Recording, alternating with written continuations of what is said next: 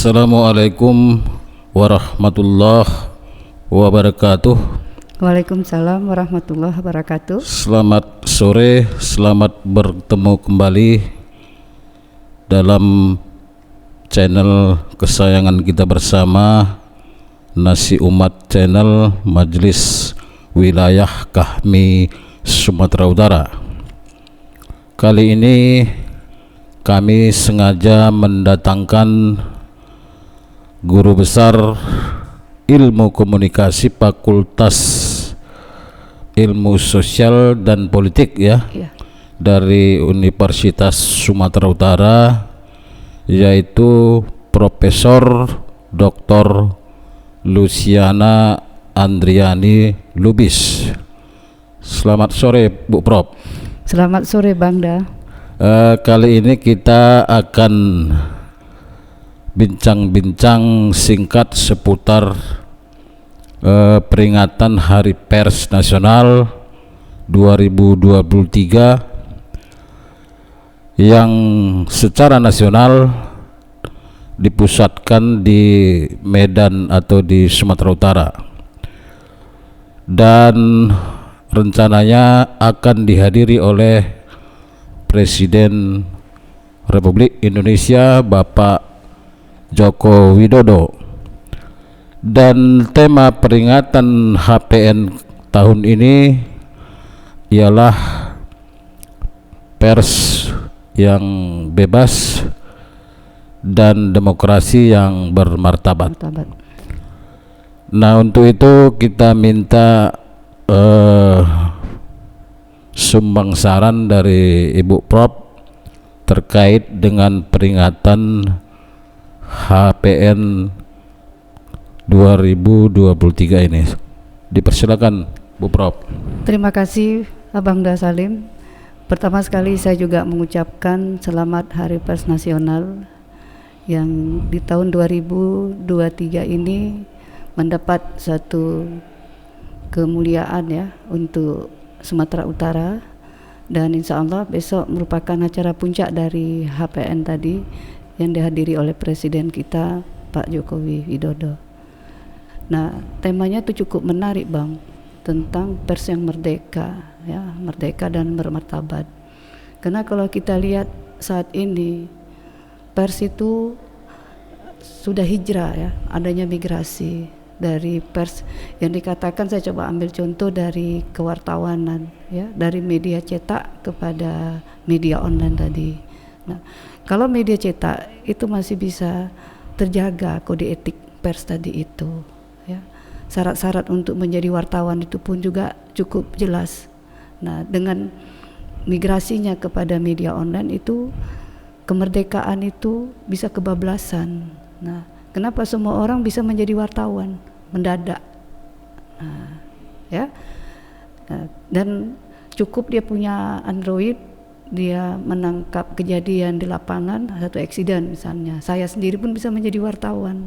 Nah, kemudian foto bisa bercerita terhadap apa yang terjadi di lapangan. Nah, tapi kadang-kadang ada yang dilupakan. Kalau itu masalah pelanggaran, dia lupa ada hal-hal yang harus disamarkan, disembunyikan, tidak boleh dilihat secara secara tegas oleh publik tadi itu, karena ini akan menyangkut kepada kode etik jurnalistik itu sendiri. Nah, itu satu. Jadi kemerdekaan tadi itu harus dikawal dengan undang-undang daripada pers itu sendiri. Nah, itu yang pertama.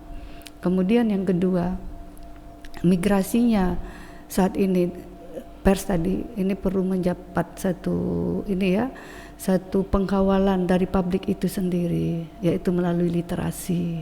Bagaimana literasi yang dilakukan? Salah satunya dari kami, dari kalangan perguruan tinggi, melalui mahasiswa-mahasiswa kita yang mengambil mata kuliah jurnalistik. Kode etik jurnalistik itu kan ada praktek bagaimana membuat berita. Nah, jadi mereka betul-betul teruji, andai dia akan menjadi wartawan.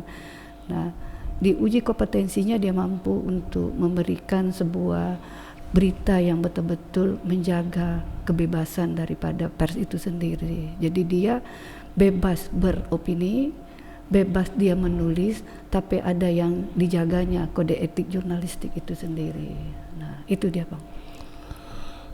Jadi Bu Prof melihat bahwa situasi kebebasan pers sekarang ini sudah cenderung kebablasan begitu. Kebablasan itu ya suruh-suruh sendiri. Iya. Karena itu tadi, anak-anak bisa membuat sebuah berita tanpa ada kontrol. Siapa yang mengkawalnya? Sementara kita kalau di dalam sebuah redaksi, Abang kan juga pernah menjadi pimpinan redaksi. Karena masalah COVID terjadi pergeseran. Nah, tidak mencukupi lagi biaya cetak kita kan Bang. Nah, dengan adanya media online tadi itu, surat kabar online tadi. Nah, ini yang menjadi pengkaburan daripada migrasi tadi, yang wartawan yang selayaknya dia memang mempunyai kad kewartawanan tadi bisa saja dia nggak punya. Itu yang menjadi masalah. Jadi bahasa saya itu selalu saya katakan sama mahasiswa, muntaber, muncul tanpa berita yang dikawal dengan kode-kode etik jurnalistik. Mana surat kabarnya, siapa pemimpin redaksinya, kapan itu kejadiannya, semua orang kan bisa buat Bang saat ini. Nah, salah satu contoh aja lah yang masih agak menarik itu yang ada nilai-nilai informasi dan juga edukasinya itu, misalnya para wisata itu kan masih ini, jadi membantu mempromosikan, jadi para wisata nggak payah lagi, itu positif kan gitu. Tapi yang lain-lainnya tadi itu berita-berita yang masalah pelecehan seksual, dia kan harus ini pembunuhan, itu kan nggak boleh secara nyata, itu pelakunya kan akan merugikan pihak keluarga yang baik-baik tadi atau lingkungan jiran tetangganya, itu salah satunya misalnya. Tetapi kan begini Prof, situasi industri pers saat ini memang cenderung bisa disebut sangat tidak menguntungkan bagi kalangan pengusaha di bidang perusahaan pers, terutama di sektor bisnis media cetak. Ini kan artinya kondisi zaman sekarang memang menuntut kecepatan dalam berita, penyajian berita. Betul. Dengan sendirinya media cetak ini memang sudah sangat jauh tertinggal dibanding dengan keberadaan media online yang sangat mengutamakan kecepatan dalam penyajian berita. Misalnya media online, timnas Argentina bertanding dengan Prancis pada pukul 11 dan berakhir pada pukul 1 atau 2. Pada saat itu juga pada pukul 2 juga sudah bisa dilihat hasilnya di media online. Sementara di media cetak bisa saja besok belum tentu ada. Mungkin lusa baru terbit. Jadi situasi dilematis yang dihadapi sekarang ini menurut Profesor, apa solusinya supaya media online yang sudah sangat berkembang ini bisa benar-benar dipertanggungjawabkan kualitas beritanya? Kalau seperti itu, media cetak dia harus mempunyai media online Bang. Oh begitu. Tetap dia memakai nama yang sama. Jadi dia mengurangi offline yang cetakan. Jadi yang diminta di situ adalah kreativitas daripada wartawan. Disitulah perlunya kualitas tadi ya. Kualitas. Nah, makanya SDM-nya itu. Ketika kita akan merekrut sebuah calon wartawan yang baru, dia harus betul-betul paham menggunakan teknologi. Nah, dan sudah memang karakternya sudah dibentuk tentang 5W1H itu. Iya. Itu aman kita. Memang kita harus mengejar ketertinggalan tadi. Karena ketika kita membaca sebuah ulasan-ulasan dari hasil tesis mahasiswa, kita harus gerak cepat, nggak bisa kita bertahan gitu. Nah, tapi bentuk yang namanya cetakan kita tuh mesti harus ada, Prof, kata mereka kayak gitu. Karena kebetulan mahasiswa kita juga adalah wartawan. Jadi itu tadi harus dibekali dia juga dengan keilmuannya tadi itu, basicnya terhadap teknologi, inovasi itu dia harus miliki. Kalau enggak jangan kita terima. Jadi kita bisa mengurangi biaya oplah kita tadi itu. Tersebar semua itu, malam-malam deh kita bisa, pagi tinggal edisi cetaknya. Kenapa? Ada yang tua-tua kan juga dia suka itu berbalik-balik, bernostalgia dengan media cetak itu ya. Iya, itu nggak bisa ditinggalkan. Iya. Itulah dia Bang. Iya. Kemudian seperti tadi udah disinggung Profesor bahwa kondisi hari ini memang media online ini kan sudah sangat banyak, seperti pertumbuhannya seperti cendawan di musim penghujan ya, kan begitu, sangat banyak dia. Kemudian karena sangat banyak ini, banyak juga seperti yang disebut tadi media-media online ini yang kualitas beritanya sangat-sangat tidak bisa dipertanggungjawabkan, baik secara 5W1H maupun secara objektivitas beritanya itu sendiri. Betul. Nah, ini kira-kira apa yang perlu dilakukan untuk kita bisa menyeleksi atau misalnya mencegah semakin banyaknya bertumbuhan media-media online ini yang tidak dikelola oleh orang yang mengerti dunia jurnalistik ini ya ini. Oke. Pertama adalah regulasi. Yes. Oh iya. Itu penting sekali. Jadi kita harus bersatu. Dibawakan naungan PBI kan, Persatuan Wartawan Indonesia. Itu harus diaktifkan kembali, mengatur regulasi itu. Nah, kenapa media cetak itu nggak boleh padam? Karena di luar negeri aja, misalnya Malaysia, itu tetap ada di setiap rumah. Nah, kemudian yang kedua kemasannya. Nah, dan gak usah lagi tebal-tebal kali, karena dia bisa melihat lebih apa di lewat media sosial tadi, tapi kontennya tetap ada. Nah, itu dia. Dan yang ketiga harus mempunyai ciri khas, jangan ikut-ikutan yang lain. Itu ada nggak dibaca orang. Itulah. Jangan sekadar terbit ya. Jangan sekadar terbit, rugi. Nah, itulah dia Bang. Jadi istilahnya Bu Profesor setuju dengan jargon newspaper never dies ya. Iya tentu. Bahwa saya dibesarkan juga di jurnalistik. Surat kabar tidak akan pernah mati. It's not die. Iya. Tapi harus didukung oleh berita yang punya sajian-sajian apa ya? Itulah khusus inovasi. Dan diimbangi media cetak ini dengan adanya online-nya sendiri ya. Nah, dengan judul yang sama ya. Judul boleh agak diubah. Bukan, maksudnya begini, misalnya Sudmut Pos atau Waspada cetaknya ada, online-nya ada. Dengan maksud saya Waspada online juga namanya nggak usah diganti. Jangan diganti nama. Iya. Itu dia. Nah, kemudian lagi ini masalah pewarnaan ya. Nah, itu juga saat ini kan, karena kita kehilangan napas juga kan. Iya. Saya perhatikan, karena kemarin kan pernah menjadi juri nih Bang, ya kan. Nah, biaya tambah mahal, pewarnaan itu kan pakai biaya, jadi warnanya pun kusam, jadi orang makin malas melihatnya. Nah, di situ juga kalah kita dengan pasar. Iya.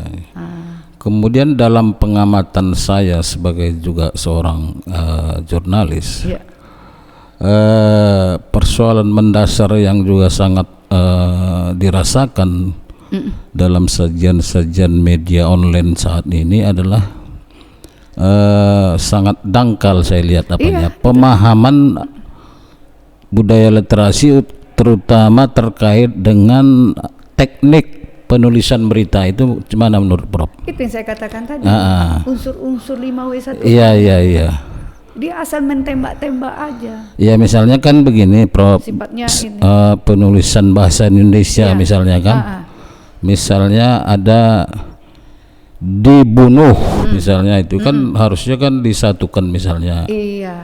Nah, dia bikinnya di titik spasi bunuh. Nah, itu kan salah kan gitu. Disingkat. Disingkat yang misalnya YG gitu-gitu ya. Betul. Itu juga mengganggu sekali. Iya. Akhirnya itu tadi karena dia sifatnya harus cepat dia.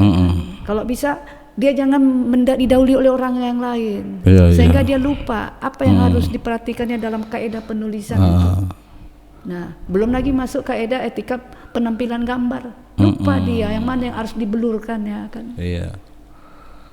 Kemudian di internal PWI juga ada dilakukan uji kompetensi wartawan. Ada ya. Menurut Profesor, apakah pelaksanaan UKW ini sudah cukup efektif untuk melahirkan jurnalis-jurnalis yang berkualitas itu?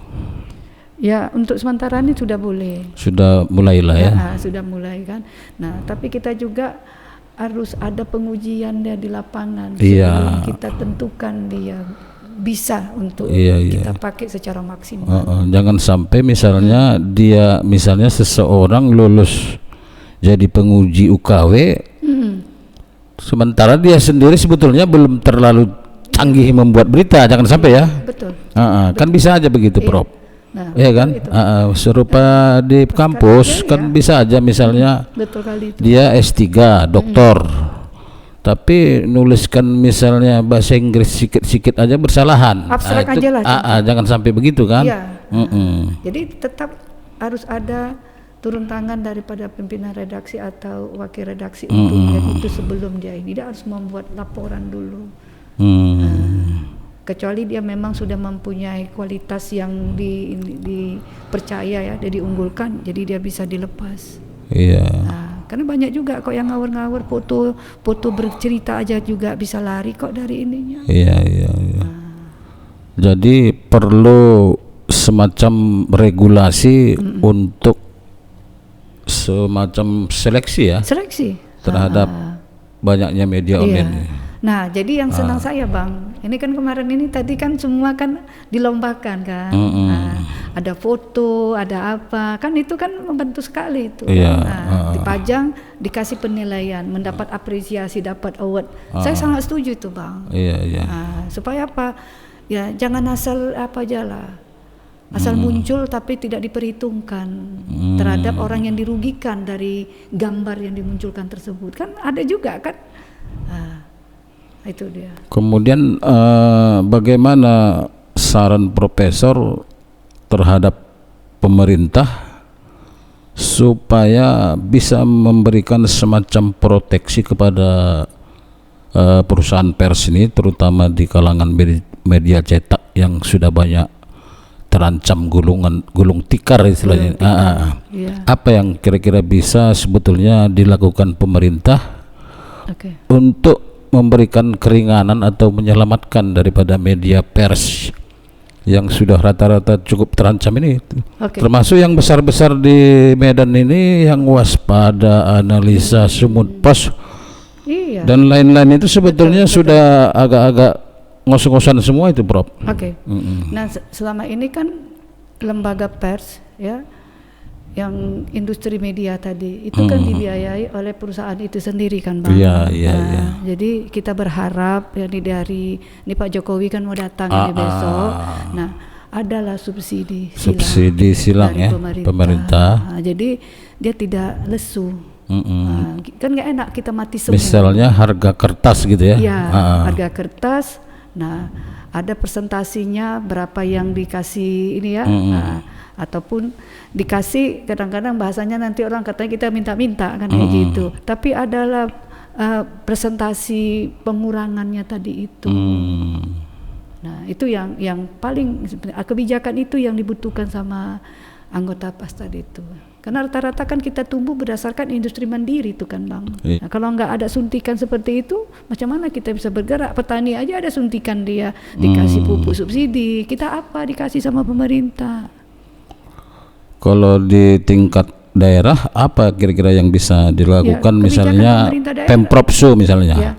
Pemprovsu dia harus bekerja sama dengan kita kan ada Infokom. Infokom ini yang diberdayakan ya. Diberdayakan, jangan dia diam aja picing mata. Dia harus punya anggaran untuk menyelamatkan kawan-kawan wartawan.